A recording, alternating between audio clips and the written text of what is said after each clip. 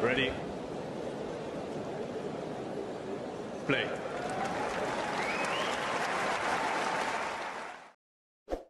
Welcome back to Talking Tennis, everyone. My name is Bianca, and it's time for another rankings breakdown. Let's get into it. Okay, for starters, we have to give a huge congratulations to Jannik Sinner. He is now our world number 3 with the title in Rotterdam. He moves up, replacing Medvedev in a spot. And honestly, he's number 3, but really he's been number 1. He is in a purple patch this year. He has been the best player far and wide out of everyone on the ATP Tour. He is undefeated, and he seems unstoppable right now. Like, he has just found his form. He's clicked, he's locked in, and I honestly don't really know who can stop him at this point, except for maybe himself. Now on to the man that Jannik Sinner beat in the Rotterdam final. That would be Alex de Minaur. I've been speaking about him in previous videos about where he will end up this year.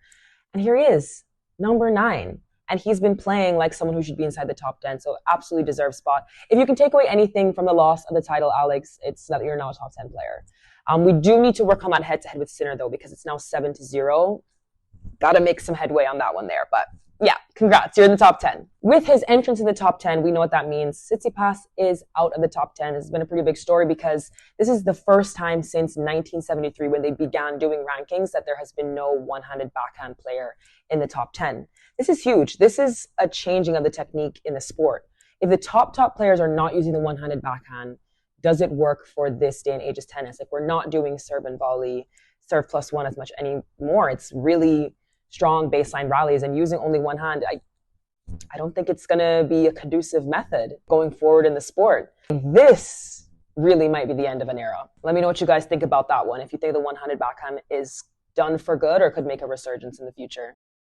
Okay, now on to the WTA. Huge congratulations to Iga. I feel like every week we're congratulating Iga because she keeps hitting new milestones, but we've got another one. In her 91st week at world number 1, she goes back to back to back. Yes, we have a three-peat in Doha. The last time that was done, of course, it was by the great Serena Williams. You know, when you have stats comparing you to Serena Williams, you're in good standings. But yeah, Iga goes back to back to back, defending her Doha title. Honestly, it looked like all week like that was what was going to happen. Yes, there was a little trouble in the final against Elena Rybakina, but she found her footing. She got there in the end. Now, one of my favorites, Jelena Ostapenko. She is back in the top 10 at number 9.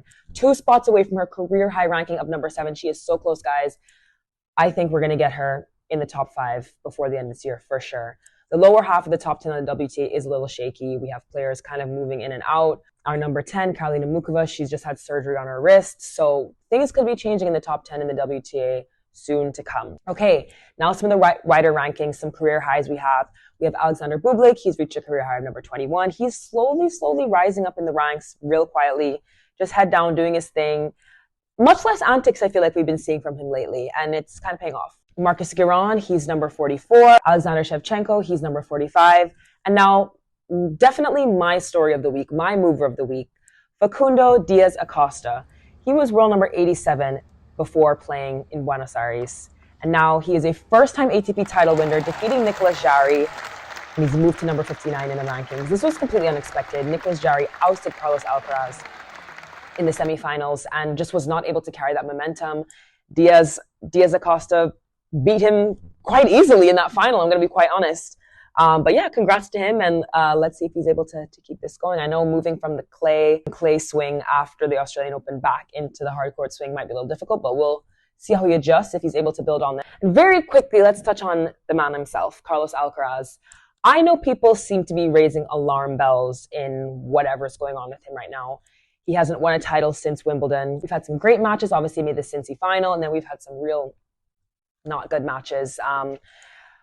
People are allowed to have bad days at the office, and I think this might just be what this is, whatever the opposite of a purple patch is. Carlos Alcaraz is a generational talent. I'm not going to write him off because he's having a bit of a tough time right now. To make it even tougher, he has rolled his ankle at the Argentina Open and has had to pull out of that tournament.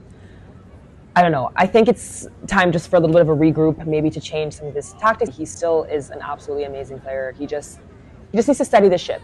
I think that's what we need to do right now.